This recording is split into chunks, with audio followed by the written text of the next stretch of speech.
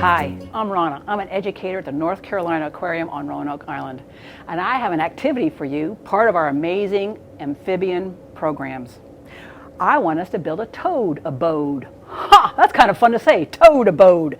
You can do a lot to help amphibians in your part of the world by creating a little hidey hole for them to sit in. So find a pot if you've got a busted pot. You can also use something like a big yogurt tub that you can either cut off the edge. You might need mom and dad or an adult's help for that. Or if it's busted, all the better. And what you can do is find some markers, find some stickers and things that you can decorate your toad abode for your own yard. This toad abode won't work for this toad. This is just a pretend toad. But you can do it for the toads that live in your yard. So maybe you'll take a marker and you want to decorate it. Maybe you're going to put some hearts on it because you want to show those toads that you love them being there.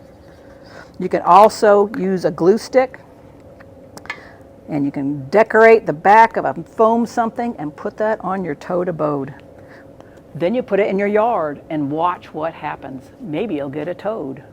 Well, thanks for doing this activity with me. I hope to see you next time. And remember, tell somebody what you learned about. See you later.